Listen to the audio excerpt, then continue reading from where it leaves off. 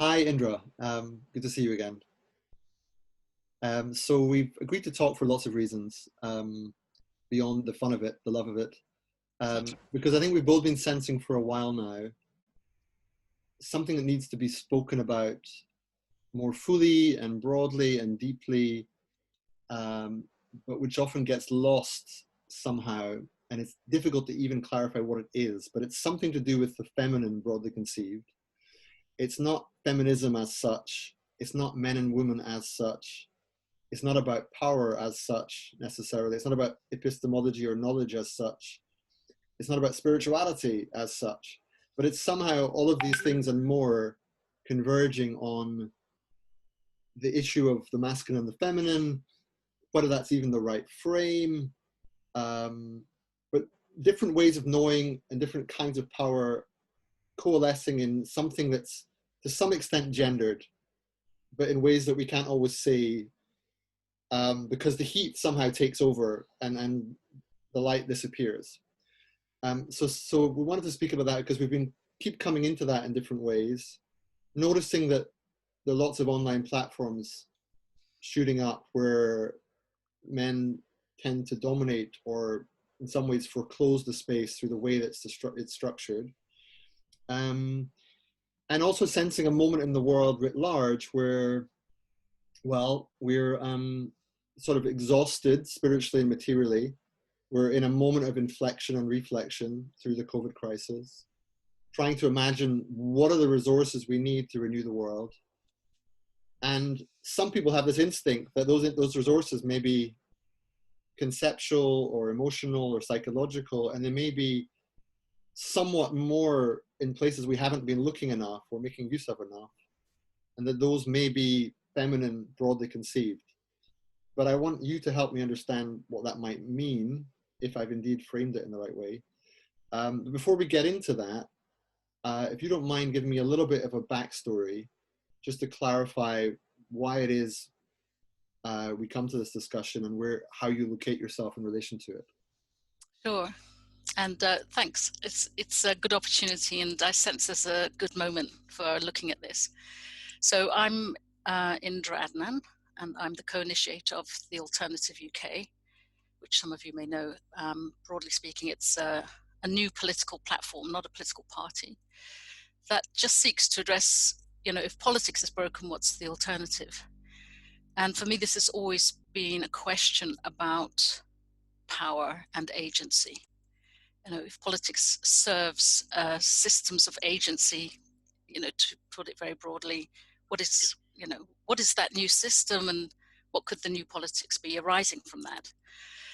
And yeah, my background is that, where shall I start? I began as a journalist and worked briefly in the arts, thinking that art was the medium and the message, if you like. I moved into politics a bit later in life, when I got frustrated with many other forms of agency.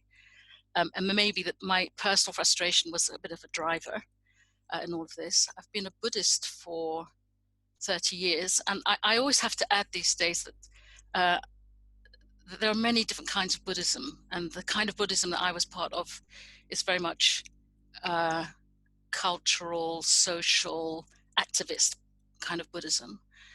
We chanted and we went out into places where people were suffering. So very much emphasis on the bodhisattva aspect of being a Buddhist rather than the what some might describe as religious or spiritual aspect of it, although of course all of that's included. I moved, I was very interested always in the connection between the personal, the social, and the global. And where I had gaps in my knowledge or my sense of what matters, I try to fill those gaps. So I worked in international relations for quite a while. I developed an interest and some sort of expertise, I suppose, in soft power and what does soft power mean. And later in life, I became a psychotherapist to understand better what our drives are, and and I have a practice with that as well. And maybe one of the most formative experiences, or maybe the most important job I've ever had, is as a mother. and raising a boy specifically, to me, that was a huge education. Yes, all of that, I hope, brings us up to date. And now we're in this moment.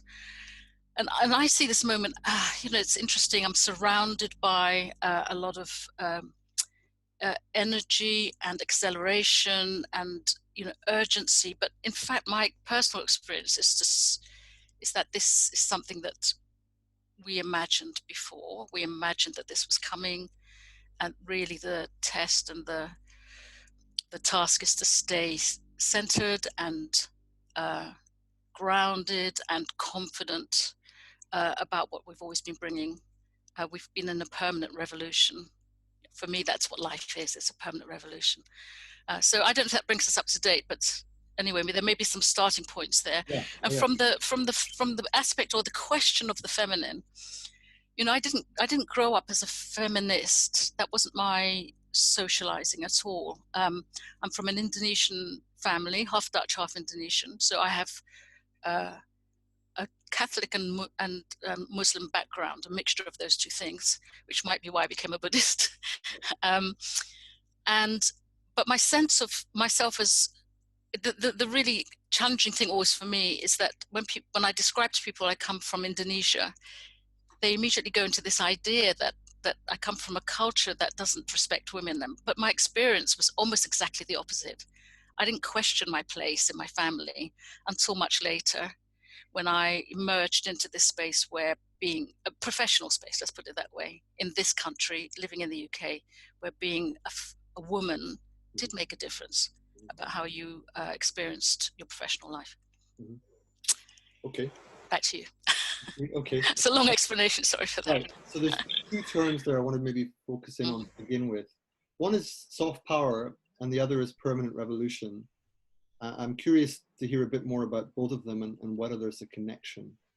But beginning with soft power, my reading of soft power is that it's which I've learned largely from you actually, is that it's but you can tell me how well I've learned it.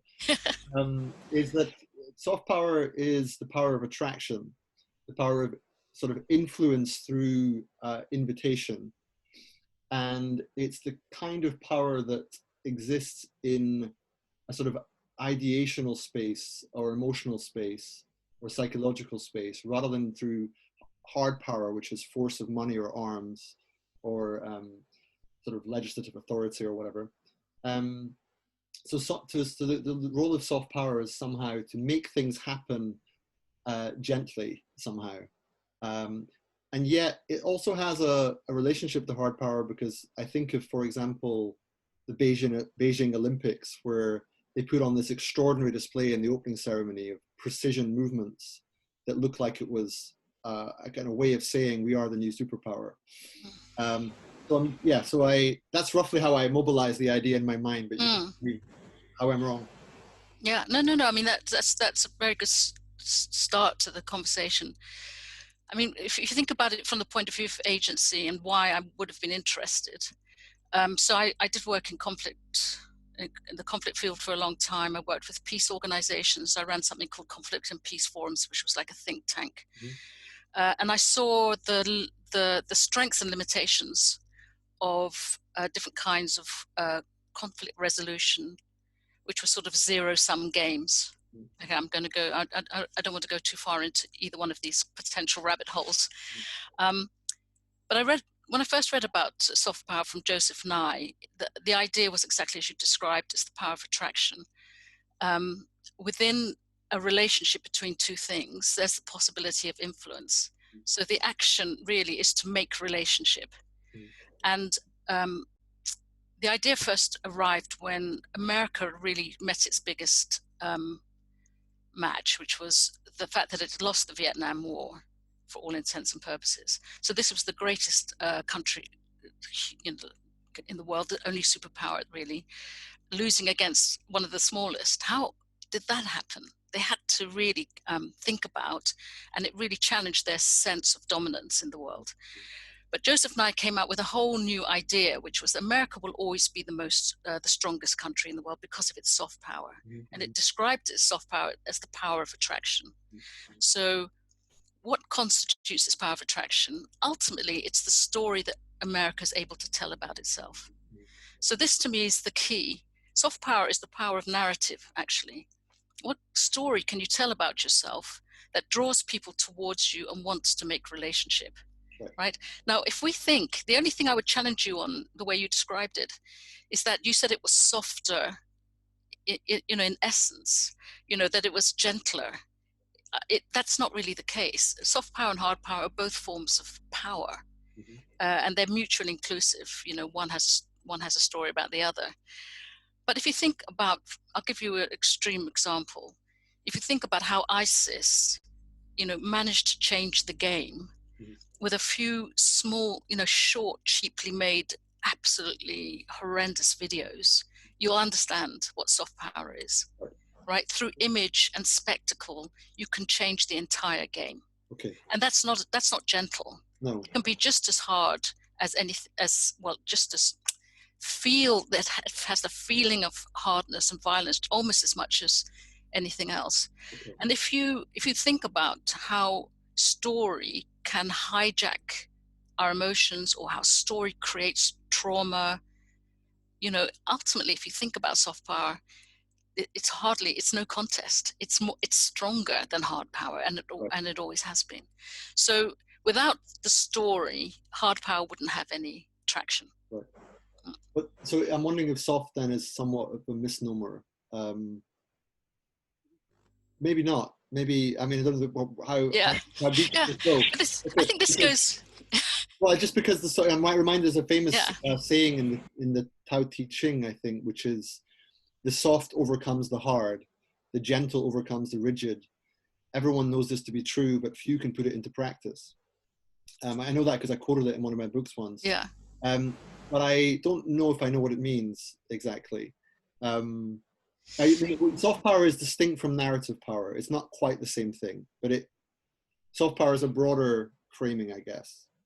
Yeah, I think, soft hard move just works in the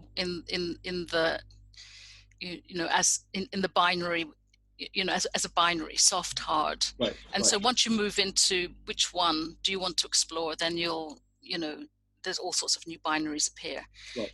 But I would say that the power of narrative is the greatest aspect today of soft power. Okay. And I always use the scissor paper stones thing, the idea that you can wrap a stone in a piece of paper, and that we're doing that constantly.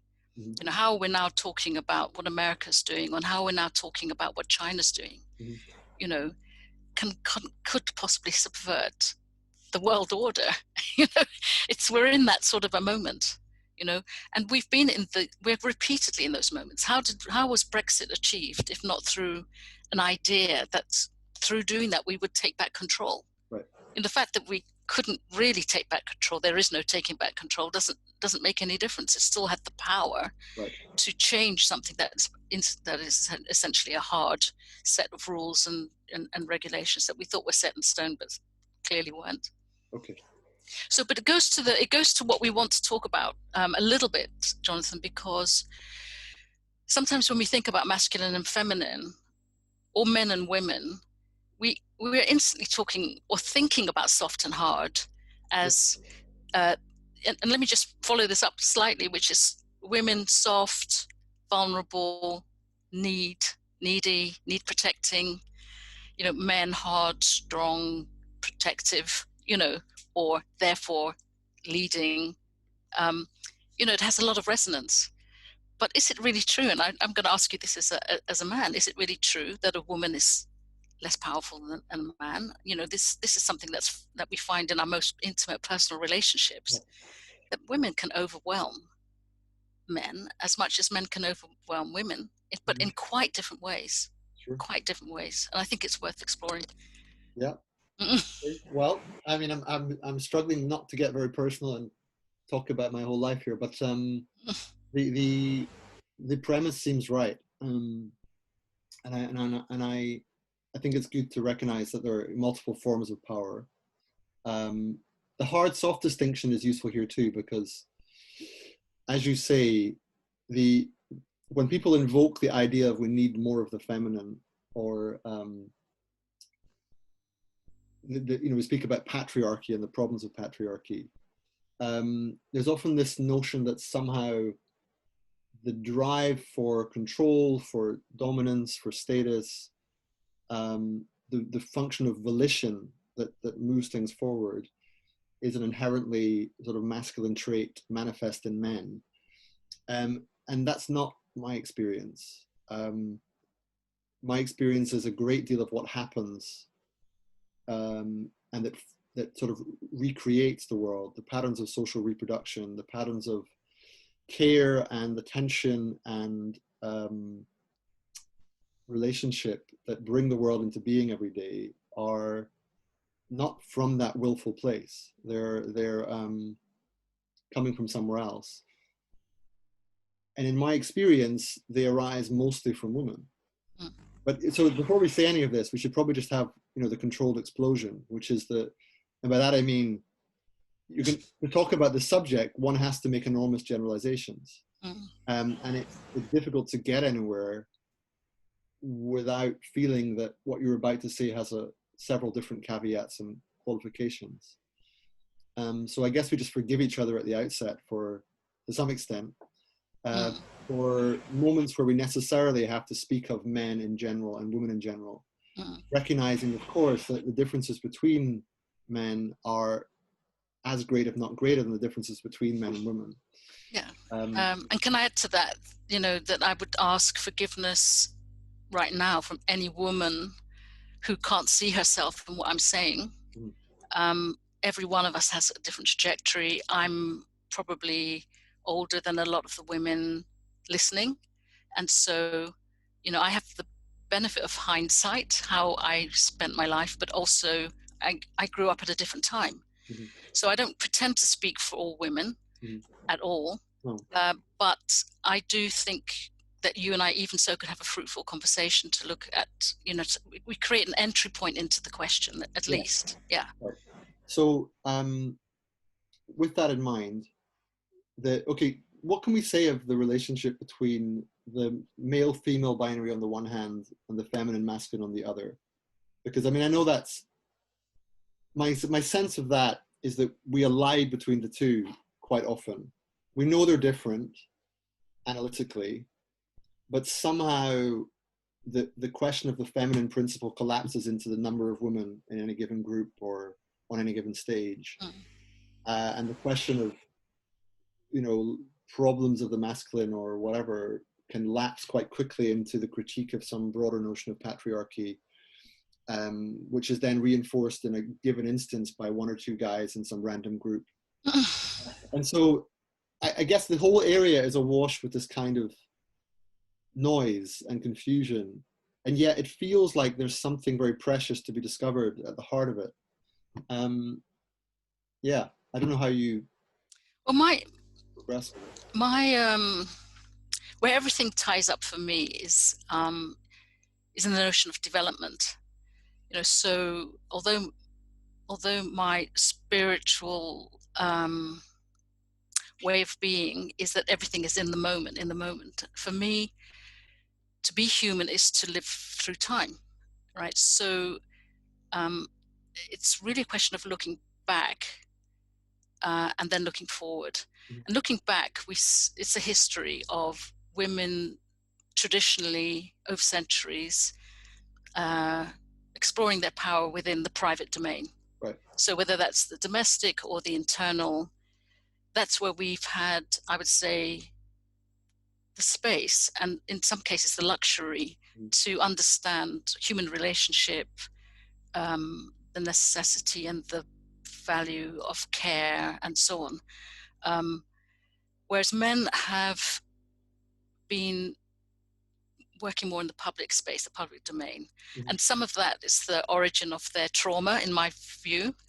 But also it's why the world is the way it is, right? So the one thing that we can't ignore is that men have built the public space and that the outcomes for our societies have arisen from the way that public space has been built. And that over the last few decades, you know, in very drabby ways, women have been moving into the public space and trying to change the way our, you know, trying to change the outcomes. But because it's been very, you know, just in small, you know, in small ways that women have been able to enter into the public space, they've had to adapt to the masculine cultures, and in some cases have become masculine actors that has confirmed the public space the way it is. What I see as revolutionary, for me, the revolutionary aspect has been the birth of the internet, and how, you know, now billions of people literally are moving into some sort of new knowledge and understanding, not only of themselves but of each other. And we have been in this explosive moment for about 20 years. And that's a little plug for my book, The Politics of Waking Up, which I didn't mention at the beginning. This is the moment of mass waking up, and how we organize the waking people ourselves, how we self-organize, is the new politics in my view. And into this space flows the old ways of looking at masculine and feminine into huge possibilities of new ways of looking at it, and how we build our societies. Right. So I don't have that sense of blaming men or making women the victims of something. I see it as a history, you know, of domains in which are now changing, and I hope that's useful. It makes it useful for me because I feel a lot of compassion, I have to say, for the male journey, and I also feel understanding for the frustration that women experience moving into the public realm. But I think it's helpful to see it as developmental. Okay. So developmental partly, but also the public-private distinction is very important. I'm reminded of, I think, Kate Raworth's work on donut economics, where somewhere in there she speaks about the kind of invisible economy, or the aspects of the economy that they don't show up in the statistics, which are things like getting the kids ready for school, doing the laundry, doing the meal planning, arranging the play dates, thinking through the appointments and the scheduling for that. And that those things are not always done by women by any means, but predominantly they are. And they somehow, the way we structure society is that there's a default expectation that that's the case in the private realm. And just as there's a default expectation that somehow the public realm is mostly run by men. Not that it should be, but it sort of has been, and so forth. Give me 1 second, Indra. I'm getting one of my children's knocking at the door as we speak. That's an illustration. Sorry, but I can't take it. I'm busy. Sorry. No, say hello quickly. Come on. Okay, we'll bring in. I wasn't planning this, but he came in. Okay, he's hiding, but he came to spray me with his water pistol. But we're gonna have to do that later. Okay, I'll see you later on. No.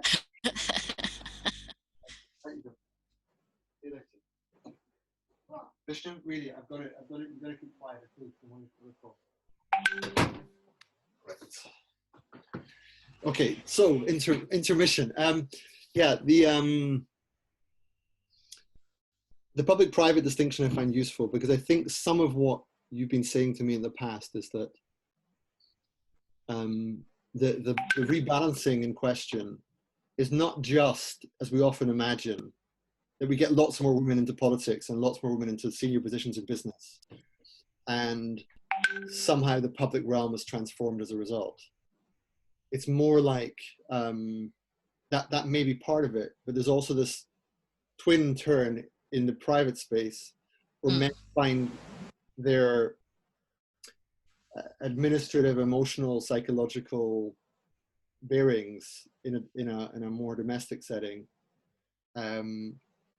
and maybe even a neighborhood and civic setting, and that somehow we often speak of one but not the other. And it's almost like you've even mentioned in the past about, in terms of giving space, as if just as men have to set aside their promotions and their plans because they can't take all those places in the public realm. Likewise, there's a role to be played in the more domestic or localized realm, where school governors and primary teachers and social workers and nurses and parents, men have to find more of a sort of locus in that world too. And yet, while I say all that, I'm conscious that that's not a static platform, right? Yeah, That exactly. relationship is constantly changing. And I think that's what you were alluding to by the permanent revolution, in a sense, in that we're now in a situation where those divides between public and private are very much moot and in question. Mm. Maybe that's where you see the opportunity for Yeah. I mean, I always felt a bit of frustration with the old politics that could only see the switches happening within a society that more or less stays static. So women, paying for childcare rather than the working week changing completely. Right. Or talking about the economy in which I don't know, different kinds of businesses, rather than a completely new economy arising, such as Kate Raworth is a good starting point, but Riane, Eisler, Eleanor Ostrom, there's so many female economists who've foreseen the effect of women moving into the public space and bringing their values with them. The only thing is that we I don't think any of the visionaries really understood how long it would take to bring these new ideas and to have them heard.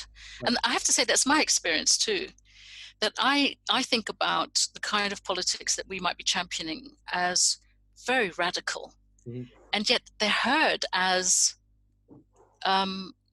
just gentle adjustments, towards something that's more community orientated, or right. I don't know. I can see that the hearing for what might be quite radical isn't really there. Right. In the same way as we were discussing before about this idea that everything feminine is just softer, but also somehow weaker. Right. And that's the shift I feel right now we might be in the process of making, because if whoever could seize this moment and understand the radical possibilities of this moment, could change everything, really. Mm-hmm. Tell a new story now about what's possible. Sorry, I flipped into something else again, but it's for me, this is all necessary right now, is to keep shifting the discussion between the male and female into the present moment and think about it how it appears now. Right. So it's something. So okay, yeah. So we've got lots of moving parts here. And also a moving setting. So we've got men and women, masculine, feminine, public, private, soft power, hard power, strength and weakness. But then on top of all that, we have a sort of historical or maybe historiographical moment where we have the sense of flux, particularly digitalization, leading to breakdowns of old forms of communication and power and the sense of what is possible. And in that context, you have questions over refashioning the entire basis of the economy, refashioning the nature of politics as such. And therefore, it's very difficult to make any analytical traction because everything is sort of moving. It feels like everything is fluid. Yeah. But I guess I want to bring it back then to something you said that made a big impression on me, that we tend to think of the feminine somehow as gentler and nicer and sweeter and kinder. But you made the very astute point that that's sort of not really where it's happening. Where it's happening is a sensibility that orients somewhat more relationally in principle, with all due caveats and exceptions, and is somewhat more care focused and somewhat more embodied, again, as a generality. That inclination and disposition to frame the world differently, what's happening differently, the reason that matters manifests in how things are done, not just in some sort of passive receptacle of values that we can pick and mix from. It's more about the practice and the day-to-day activities. That's where the learning is. Like, see how those values are instantiated, enacted.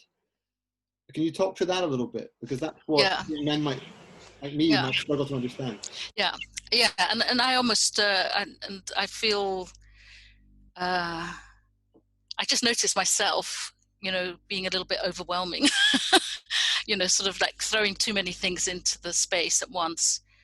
But I'll try to pick up that piece of it, because it does bring it all together, as you're suggesting, which is that, and I'm going to tell a little story here, and I think I've shared this with you before, but it helps.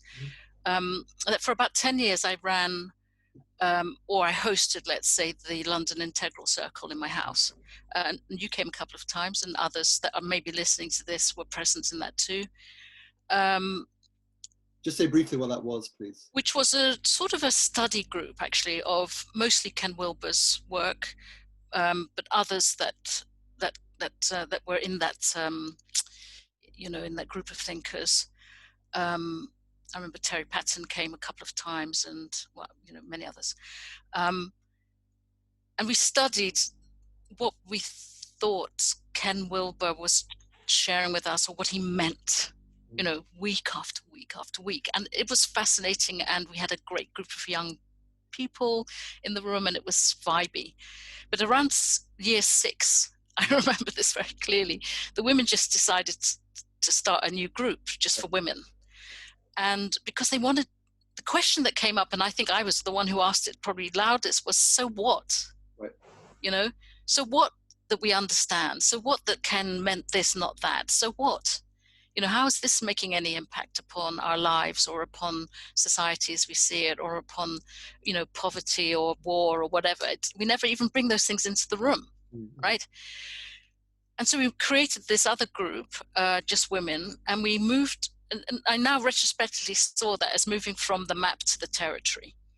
We wanted to, have this knowledge within us, but apply it. We wanted to apply it to the real problems that we met every day. And we started a whole different sort of set of conversations, which quickly caused the men to create a men's group and start to talk about the impact of that. And we were never quite the same again, to be honest. It set up a sort of a tension between us. And I think we arrested, actually, I would say, that whole, we arrested the progress of that circle, and it kind of petered out. And that wasn't my intention, and wasn't our intention, but that is what happened. Okay. And I sometimes think that could be happening now in some of the different circles that I'm in. Right. But this idea that we act on the territory, I've explored this before with groups within our emerged community as well. Right. Where I will often ask the question, so what? Or how does this apply? Or where can we build? Where are we actually building something new? What is the building action? And how does this impact upon, in real time, on climate change, or on poverty, or racism, or whatever the issue is that you might see as a political issue? Where are we building the capacity to change that in real time, right? And that comes from a similar, process for me, from moving from the big question of international relations, or the big question of political parties, to, in reality, how do we see it shift now in ways that has never shifted before? Yeah. Right? And, our focus at The Alternative on the ground is because we perceive that real change can happen at that level, but not change which is simply people will get better organized in communities, but it's like a quantum possibility, quantum social change, when people begin to move into relationship with each other. Right. In real time. Right.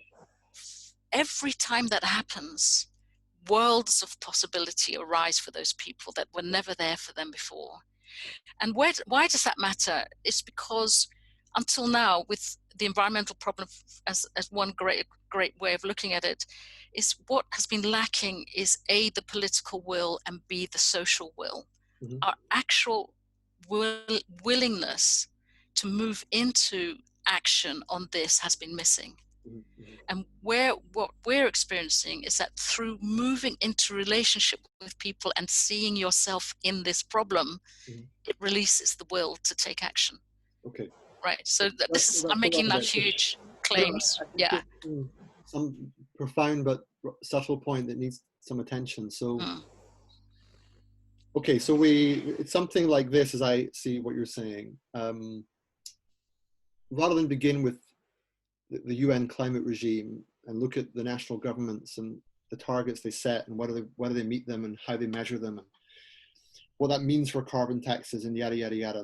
That may be all well and good and maybe part of the story, but ultimately, given the scale of the problem and the urgency of the problem, you need to mobilize people on a massive scale to really have something resembling political hope.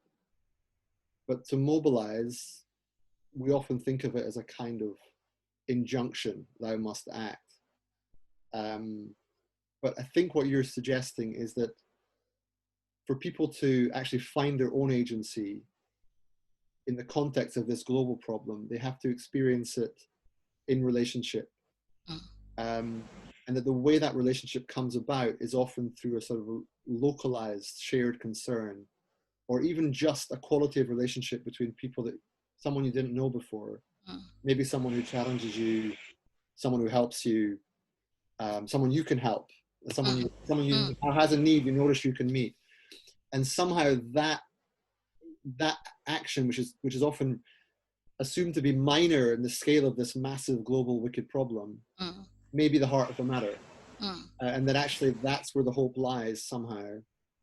And just to add a little bit of icing on that sort of conceptual cake, this is what I think you meant when we spoke about this before, and some people in our network are speaking about the North Star, and we have global civilization has to find its North Star and somehow converge on some new telos or vision of how we live together as 8 billion people on a technologically imperious and ecologically compromised planet.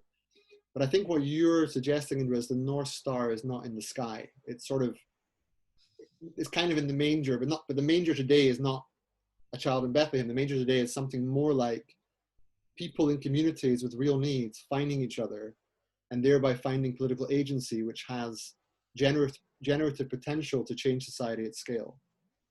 Is that roughly what you're saying? Yeah, that is what I'm saying. And you have to, I can imagine immediately people turning off and saying, so, it's happened before, or they would immediately think about other, maybe transition towns, or they'll think about, but what I'm trying to link together is the moment we're in, the revolution we've been in for 20 years, and our agency. Right. So once upon a time, we may not have had this power, right? But in this moment, we do. Because if I connect to another and we're forming bonds of trust and creating,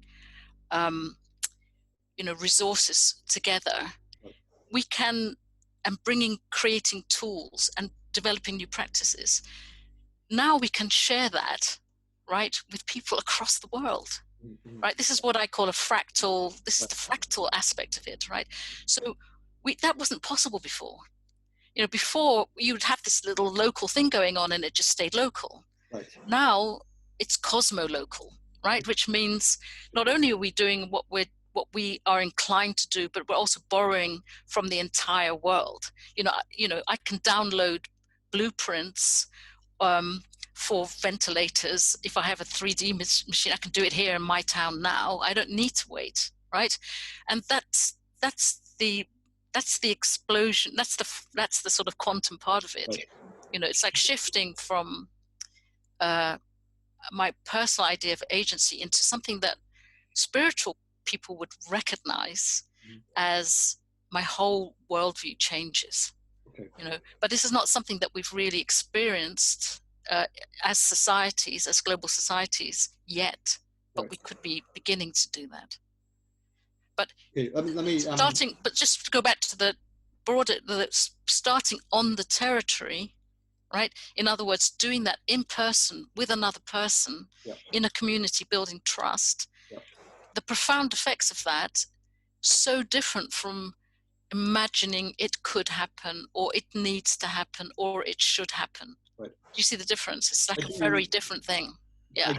I do see the difference, and I take the point about the scope for this to be much bigger than it has been previously, because of scope for replication on a global scale, and mutual, learning across, network effects that quickly cascade, giving hope. So if you look, I mean, I'm wondering what exactly we're talking about. If we're speaking about a kind of new capabilities, like how do you build a solar panel on your roof, or how do you get your local council to properly deal with plastics, or something of that nature, like fairly technical capability question.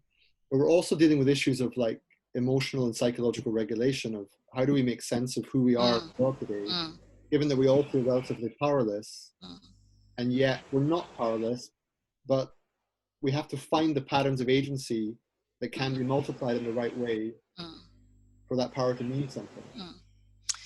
So if we continue along the theme of, separation versus relationship, right? Mm-hmm. So if we think about ourselves as alone, somewhat alienated, possibly, only with a group of friends that are our friends, then only very little is possible. Mm-hmm.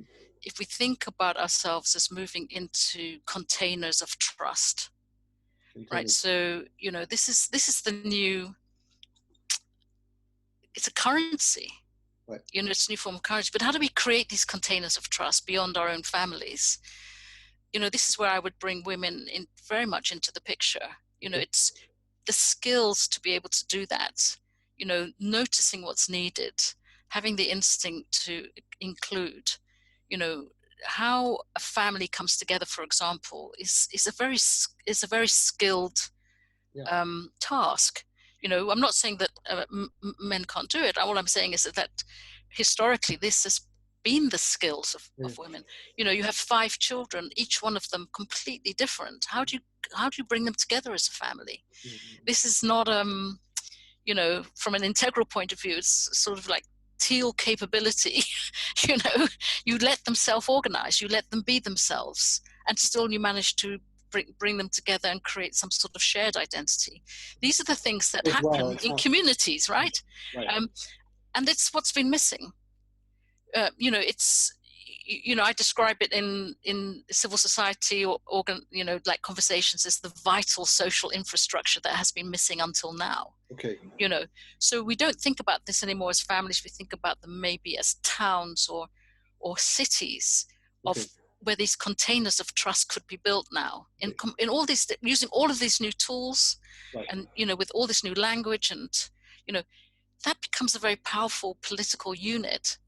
Very, very different from numbers and votes, on a page. So I'm with you. I just want to slow down to make sure we capture it carefully. I'm reminded of a few things. One is Elinor Ostrom's idea of polycentric governance, that we'd have multiple levels of political structures, that we need that somehow.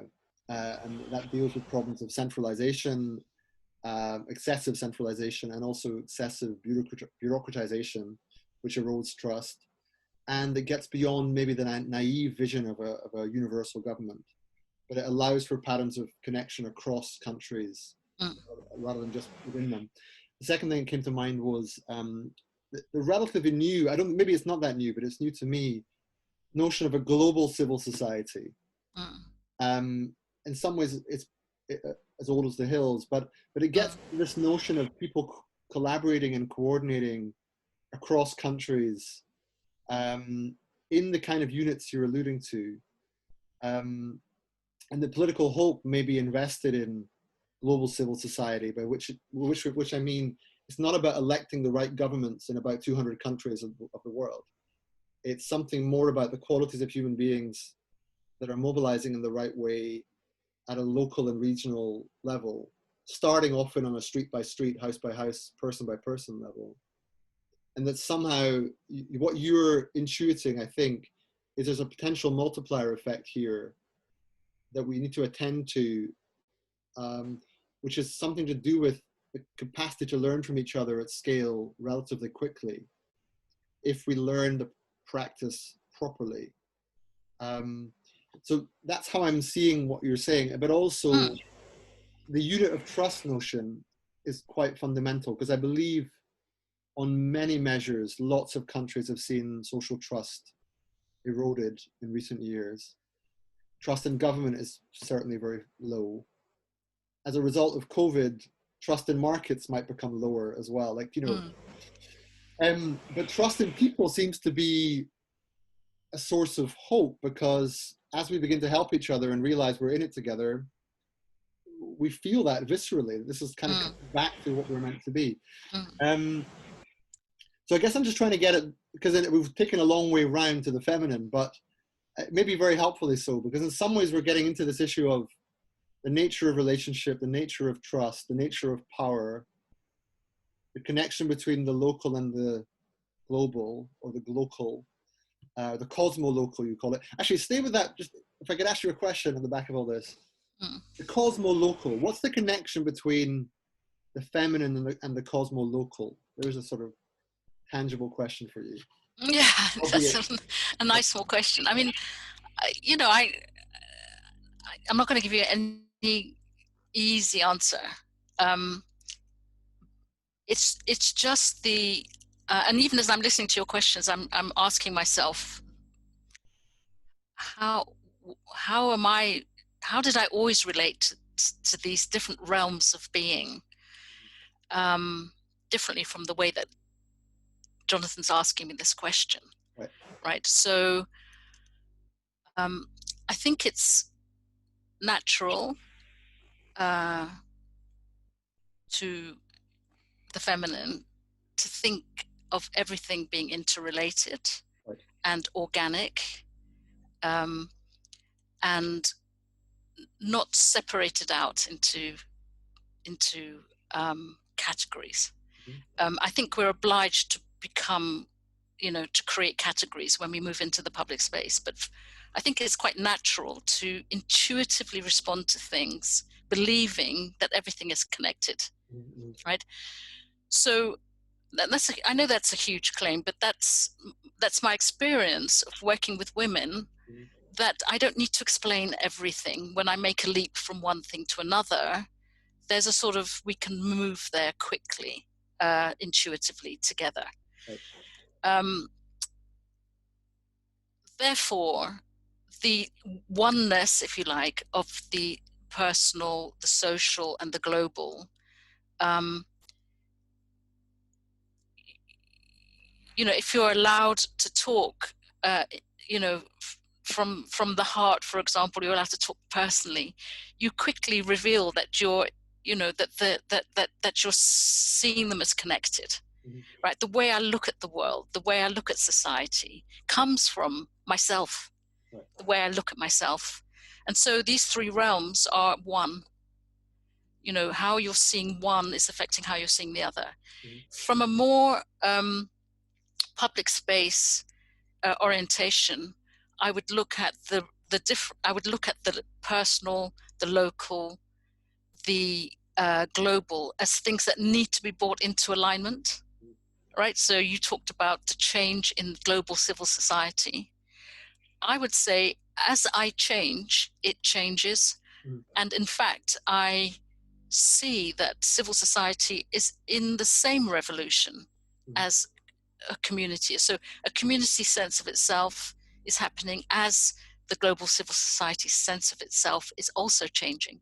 So, for example, the NGO community, has been under a lot, it's been under a lot of fire over the last couple of decades, because it's very dependent on a funding system, which is the old economy.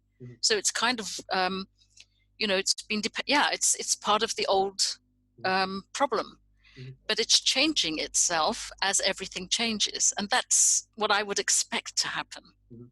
I don't know if that's a more feminine way of looking at possibility, but I don't think immediately I need to fix it all. I see it all as evolving. And I can see the relationship between what's evolving here and what's evolving there.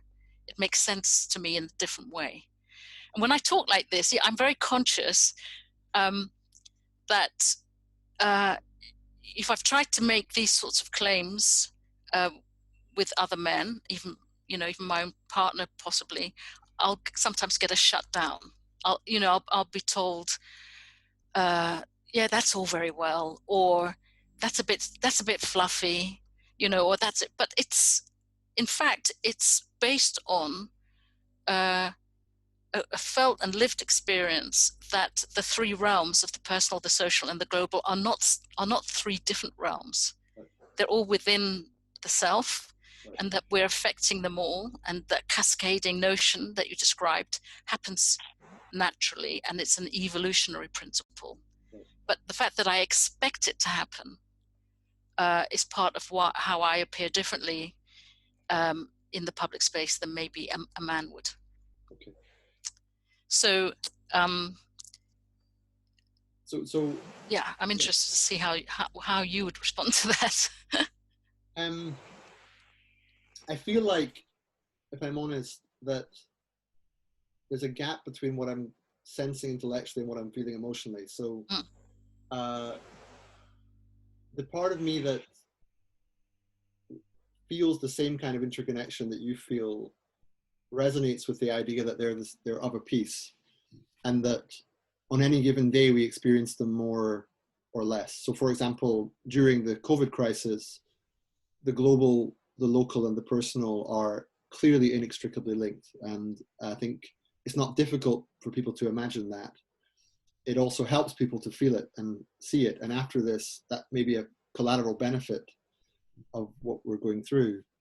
At an intellectual level, I'm reminded of the conversation we had comparing your view of my sense of your view of social and political change, which is grounded in relationship and a certain degree of sort of spiritual insight that arises from the relationship, with something more like the Montpellier Society view, in which you invite the great and the good to a castle. Well, I'm not sure if it was a castle, but you speak from the world, and I think you get the best journalists of the day and the biggest politicians of the day and the opinion formers, and you get them all together and you create a grand narrative. And then in those days, the grand narrative was about the coercive power of the state and the problematics of the state and the relative value of the market in allocating goods and services to people more intelligently. And it was grounded in the work of Hayek, especially, but many others, Friedman and so forth. And they tell the story, and they ask their army, if you like, to keep telling the story and make that a new reality, right? So, and that was then, and I think one of the things you've said to me, and I'm conscious of now, is that the Montpellieran strategy can never happen again, because we don't control the narrative in the same way. So I'm coming back to soft power now, and I'm thinking of everything we've spoken about. And yes, we need, it appears we need a new narrative. And actually I get a bit tired, if I'm honest, of people saying that, because I don't quite know what it means in the world as we find it.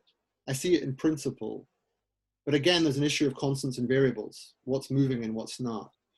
And the idea that we could control a narrative today and say, this is the new social imaginary, who we are, guys, even if it was hyper sophisticated, in all, recognizing all the epistemological, geographic, political variations and complexity built into the best integral map in the world, then rendered into sound bites and forms of memes and images, and that became our, even then I don't somehow buy it.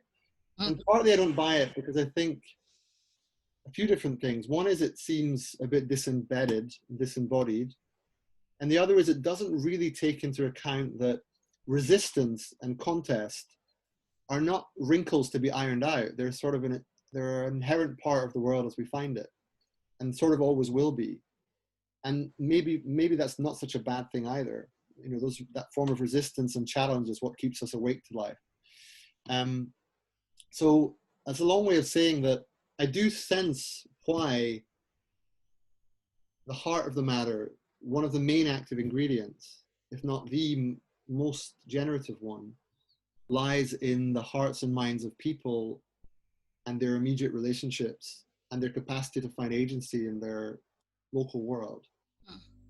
And I can also see why that's a somewhat more feminine orientation to a global conundrum. Because I think the more male way of looking at the global conundrum is something like understand all the parts, find the right lever, even if it's a narrative lever, which is a weird notion, but yeah. And somehow pull it really hard and like hope that somehow everything exactly. And I know that's not right, but I just I also know that I can see why people would also be a bit skeptical of starting in places you've been in, Plymouth and I forget where else right now, but very Stoke and Birmingham. Okay. So London. All these other places, and saying, look, work with people where they are. So I guess my question then for you is, it's not either or, right? It's clearly both and. So it's not like stop trying to elect more capable government. So I agree with you in terms of the narrative, which is funny because somewhere people will remember that even in this conversation I talked about soft power. But it's how you are with soft power that's the issue. And when I hear people saying we need a new narrative, I think, you've missed the point. Right.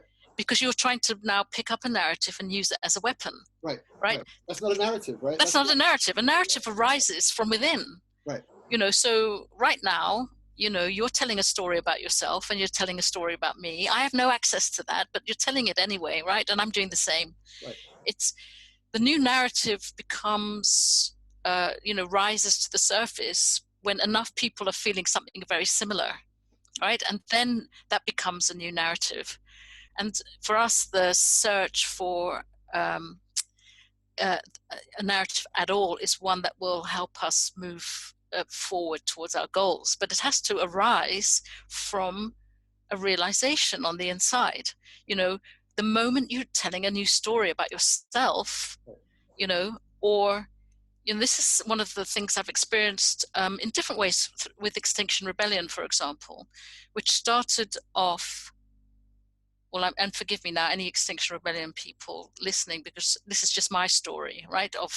We started out as a protest, and it grabbed the headlines, and it told a new story, and Greta Thunberg's done the same. So present somewhere is a new story of what is going on.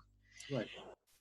But it didn't necessarily serve at the revolutionary level that we were talking about, because it was a story of protest. What's happened since then in a group that I'm involved with called the Future Democracy Hub, it's part of Extinction Rebellion. They've been working now determinedly in communities. It's now called Community Transformation Group, right? They've moved into a new way of being agentic, instead of harnessing everything under a protest banner, they're now working with others, trying to help them do whatever it is that they do to make them feel better and stronger and create these new. So they're using their convening powers to build new spaces of trust. And pennies are just dropping on the inside. I see it, I'm watching it. And it's this pennies dropping thing where somebody suddenly really sees another person, right? And really that person suddenly sees that they feel the attention and they can feel their own power coming alive. It's like a flame gets lit. And that flame getting lit is the thing that we're talking about. When people start to feel their own power and they start to organize themselves, even just working at a local level is enough for them, because they're seeing their environment change, right? So in very practical terms, we've had the tools for ages, right? So the tools are all there: transition towns, permaculture.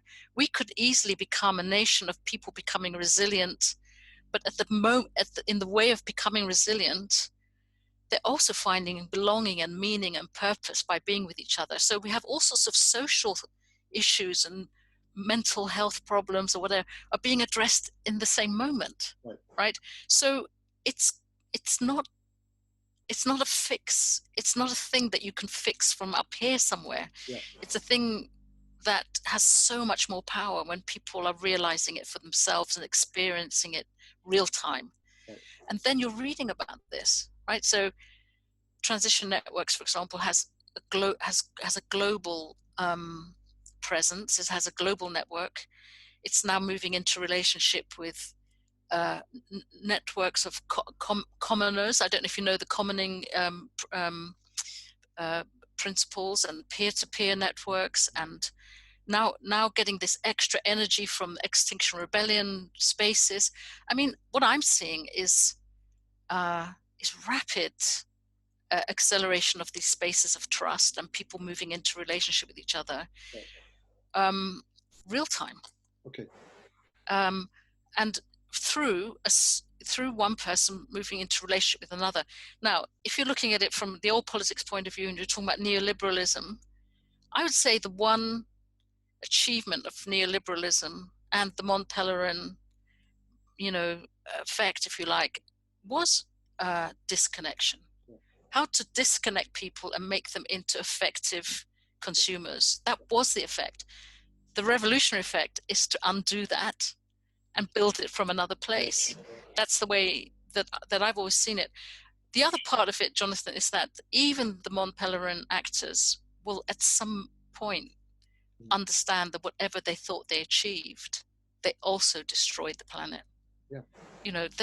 They didn't have control over the only one thing that matters. Yeah. Ultimately, and that there will be a lot of understanding even amongst those actors. Yeah. And also now in this COVID moment, that they couldn't achieve that either. Through the disconnection of everything, they've released these new potent, actions actors, the bacteria, the way the bacteria moves into our world. They must be moving into a space of either humility or desperate. Maybe they're desperate now to overcome their failures by not facing them. I'm not sure. Well, I mean, yeah, there's more to say there. I think I just realized that I called it the Mont Pelier Society instead of the Mont Pelerin. Yeah. Something quite different, yeah. But yes, the thing I'm left with is trying to bring this back to, we knew that it's not easy to talk about the feminine. Now we have some better sense of why, I think. Because we have spoken about it, but fairly obliquely, for the most part. But there's something where we're ending up now, which is a recognition of the orienting oneself through the body in a particular place in relationship to other embodied agents, with all trying to make sense of the world that they're invested in together, sensing more deeply than ever that world is infused with global influences that feel mostly like they're beyond their control and yet aren't entirely beyond their control. And there's something about coming into relationship with each other in a non-instrumental way, something about really caring for and helping each other find our respective agencies. And then working with that. And because we're now in a digital space where local victories can be celebrated and replicated potentially, that's a source of hope. Now, that's not obviously a feminine issue, but it is caught up in all this stuff about soft power and about the fundamental importance of the relationships and the local and the emotional and psychological active ingredients that make things happen. So there is a sense in which we are speaking about that, even if we're not going at it head on. And that may also be a feminine trait, not to be quite so direct on the issue. So that's where I'm ending up for now. It's obviously just the beginning of a much longer discussion involving many more people, but I'm very grateful to have it underway. Can I ask a question before you end? And I can see that time-wise we should end. And maybe it just opens up another question. which is what we haven't really looked at is the difference. Meaning, I quite often I see more and more, maybe this is the yin yang aspect, you know, I see more and more men accepting maybe a lot of what I've said and picking up the tools and talking about the feminine and owning the feminine. But we still exist in a world where the men are heard and occupy the public space, continue to do so. So in a way, maybe what I'm saying is I would interview you and ask you why you feel that's still the case. And is there something around, we haven't really honored that the differences between men and women can continue healthily.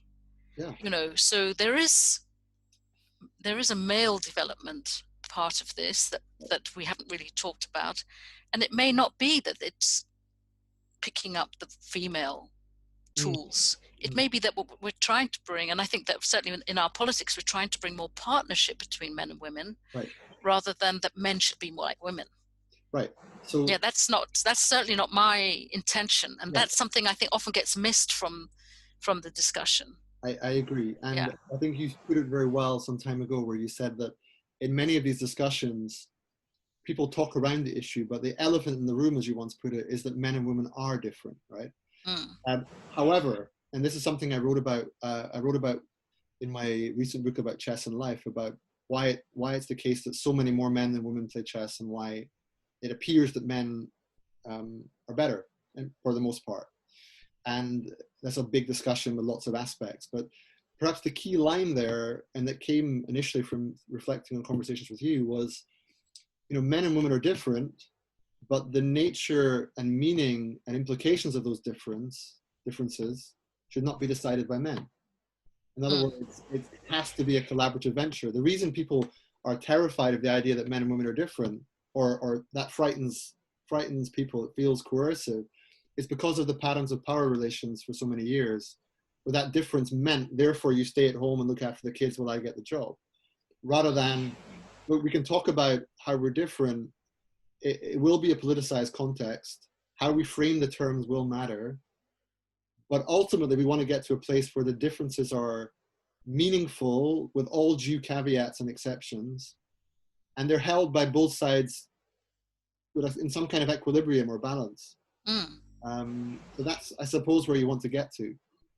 Yeah, and you know, we could start. I mean, I'm grateful to you that you allowed me to share the much bigger vision, you know, of the political vision, if you like, because that's the thing that we rarely get to, right? But not between us, but between men and women. You know, it tends to stay in when we have these discussions. I've noticed it online as well, that when we bring the discussion of the men and women, very quickly the men will tell you, and they will still dominate the discussion about how it's impacting them, right? You know, how their emotional lives and how they're feeling, their trauma, and we have yet another conversation in which the men have seized the agenda, you know, which I think to me is what I call a yang propensity. You know, it's the willingness to perform. Right. But you've done something different today, but then I worry that because I'm as thoughtful about the impact on men as I am about the impact on women. I feel women have become strong in this private domain and the internal, because they've had to in so many ways. But I see a lot of vulnerability amongst the men too, you know, and I'm bringing up a son, and you know, how to be in the world, how should a man be in the world in this new era? I'd love to skip that whole phase where it becomes defensive, you know, but unfortunately we can't. We can't skip that. We're in it, right? But how do we move fast to the differences and the partnerships between the two? That would be great. Yeah, well, this is the beginning. So thanks for joining me, and there'll be many more, and with many other people too, I hope. So thanks for getting us started. And yeah, no, thank you. Talk to you again soon. All right, Jonathan, thanks so much. Bye. Bye.